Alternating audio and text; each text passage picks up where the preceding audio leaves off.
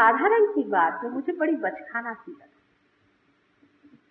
बहुत ही बचकाना सी बात है कि लोग हर एक चीज का राजकारण बना लेते हैं। एक माँ खाना खाने को दे रही है, उसका भी राजकारण बनाने से कैसे कार्य बनेगा? ये राजकारण नहीं, ये सत्य है, ये तथ्य है, ये बहुत बड़ी खोज है।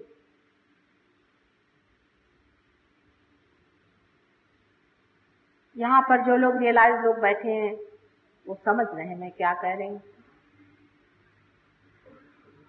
धर्म की खोज में मनुष्य परलोक ही तक पहुंच पाया है, अभी तक परम तक नहीं पहुंचा। और जो परम में पहुंचे भी थे वो परम को नीचे नहीं ला सके। और लोगों के लिए ये बात बहुत सत्य है, क्योंकि जैसे आपके अनेक जन्म हुए, मेरे भी अनेक जन्म हैं, और इन सब बड़े बड़े खोजने वालों से मेरा भी बहुत नजदीकी संबंध रहा है, और वो मेरे जितने अपने हैं शायद आप लोगों के नहीं है। जो लोग बड़े बड़े झंडे लगाते हैं कि हम मुसलमान हैं, हिंदू हैं, ये हैं, वो हैं, वो सिर्फ एक वकीली लेकर के झूठ मूठ की आए। उनके पास कोई भी गारंटी नहीं है कि पिछले जन्म में हो सकता है जो हिंदू था वो मुसलमान रहा हो, जो मुसलमान हो वो ईसाई रहा हो। जब जन्म जन्मांतर की बात है, जब आनंद की बात, तो सोचना भी उसी लेवल पे, उसी स्तर पे होगा।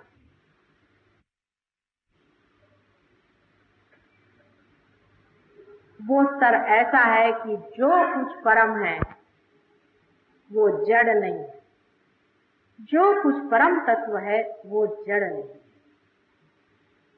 जो कुछ सटल है वो ग्रोथ नहीं, जो कुछ सूक्ष्म है वो जड़ नहीं। इस बात को आप ठीक से समझिए। वो जड़ में प्रकाशित हो सकता है, किंतु परम जड़ में इंटरेस्टेड नहीं है, उसमें कोई दिलचस्पी नहीं है।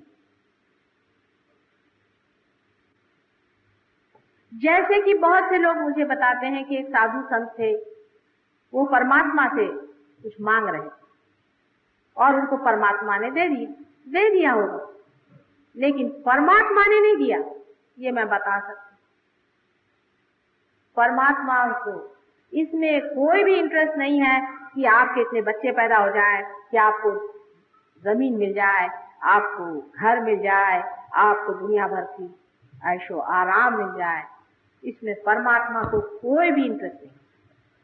हमने परमात्मा को समझने में ही गलती कर दी है। परम तत्व को परम ही देने में इंटरेस्ट है, ये बात आप लिख कर रखें। और इस पर भी लोग सब बात करते हैं कि परम तत्व जो है वो कुंडलिनी योग से पाया जाता है, ऐसा भी बहुत लोग लिख करके गए। लेकिन कुंडलिनी योग से सिद्धि पाई जाती है, ऐसी बात कहीं भी लिखी नहीं गई। हाँ, लेकिन जिन्होंने सिद्धियां पाई है वो यही लिखते हैं कि कुंडलिनी से सिद्धियां आनी चाहिए, कभी भी नहीं। कुंडलिनी आपकी माँ आपके अंदर बैठी हुई है, आपको पुनर्जन्म देने के लिए। वो आपको सिर्फ पुनर्जन्म देगी, आपको सिद्धियां दे करके परलोक में फेंकने वाली वो मूर्ख माँ नहीं। जितनी समझ आपके पास है उससे कहीं अधिक समझदार है वो, कहीं अधिक प्रेममय है वो। आपको गलत जगह में, असत्य में ढकेलने वाली दुष्ट मां नहीं। कुंडलिनी के योग से जब तक परम तत्व की पहचान नहीं होती है तब तक वो कुंडलिनी योग नहीं है, और वही सहज योग है। और इसकी व्यवस्था परमात्मा ने कितनी खूबसूरती से हमारे अंदर की है, वो भी एक समझने की बात है। जब बच्चा माँ के पेट में आता है तो जड़ तत्व से उसका सारा शरीर, मन, बुद्धि, चित्त, अहंकार सब वो बना देता है, लेकिन उसके अंदर जो प्रकाश आता है वो माथे के तालू में से, जिसे कि फॉन्टेनेल बोन अंग्रेजी में कहते हैं, नीचे उतरता है और अपना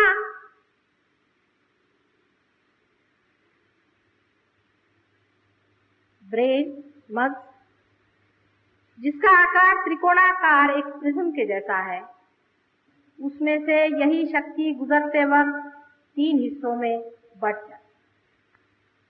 ये सब परमात्मा ने किस खूबी से किया है, ये जानने के लिए यहाँ अगर कोई डॉक्टर हो तो वो समझ सकता है। इसी को हम सिंपैथेटिक और पैरासिम्पैथेटिक नर्वस सिस्टम कहते हैं।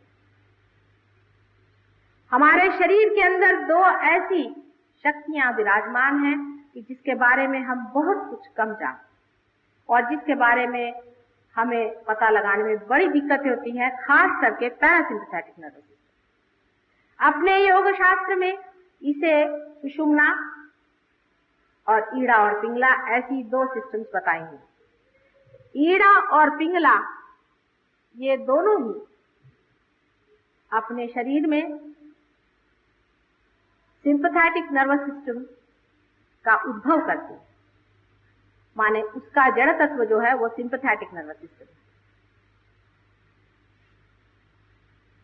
अब ऐसा समझ लें कि परमात्मा ये पेट्रोल अपने सर में यहां से भर देते हैं और पेट्रोल भरते वक्त वो कुछ ऐसी घटना घटित होती है कि प्रिज्म के अंदर से गुजरने वाले उनके किरण आपस में इस तरह से आ करके और फिर मुड़ जाते हैं, जिसे डिफ्लेक्ट होना कहते हैं, और फिर नीचे जा करके उनकी ईड़ा और पिंगला ऐसी 2 नाड़ियां बनती हैं और जो बराबर बीचों बीच शिखर पे थे, बीचों बीच उतरने वाले किरण आपकी कुंडलिनी बन करके जो त्रिकोणाकार अस्थि अपने मज्जा तंतुओं के नीचे बना हुआ है उसमें वास करते। इसे एक बात तो जाहिर हो गई कि हमारी कुंडलिनी जो है वो ऐसे जगह बैठी हुई है जिसका संबंध सेक्स से कुछ नहीं। अब आप अगर किताबें पढ़ें तो कुंडलिनी शास्त्र पे आप सब जान जाइएगा कि ऐसा होता है, वैसा होता है, यह है, वो है। लेकिन कुंडलिनी को उठाने वाले जो बहुत कुछ मुझे भी मिले हैं और मैंने भी जाने हैं, वो सब सिंपैथेटिक पे आपको ले जाते हैं, सुषुम्ना में उठाते नहीं है। उसकी एक पहचान है, अगर आपके अंदर कोई डॉक्टर हो तो समझ लेगा इस बात को जो मैं कह रही हूँ कि पैरासिम्पैथेटिक नर्वस सिस्टम सुषुम्ना नाड़ी है जो कि बीचों बीच है, और उसकी पहचान एक है कि जब कुंडलिनी उठती है तो आंख की पुतलियां बड़ी हो जानी चाहिए। ये तो साधारण बाहर की पहचान है। किसी भी डॉक्टर से आप पूछ लें कि जब पैरासिम्पैथेटिक नर्वस सिस्टम एक्टिवेट होती है तो पुतलियां डायलेट होनी चाहिए। और बाहर भी हम आपको दिखा सकते हैं अगर आपकी नजर खुली हुई हो तो, क्योंकि आज तो हर एक चीज का आपको कोई न कोई प्रूफ ही देना पड़ता है, नहीं तो कुछ समझ में नहीं आती बात है। इसका भी एक प्रूफ है कि अगर आप हमारे किसी इसमें आए या आज ही आपको दिखा देंगे तो कुंडलिनी का स्पंदन भी आप देख सकते हैं कि सबसे पहले त्रिकोणाकार अस्थि पे जोरों में होता है।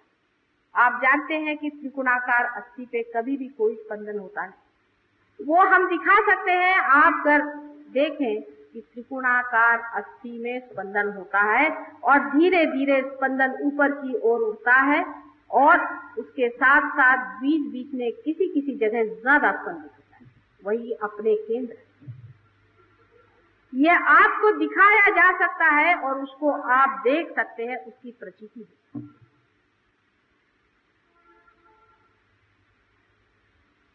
जब कुंडलिनी सुषुम्ना से उठेगी तभी आप पार हो सकते हैं, लेकिन इसके लिए परमात्मा ने न जाने क्यों एक बड़ी जबरदस्त कंडीशन लगा दी।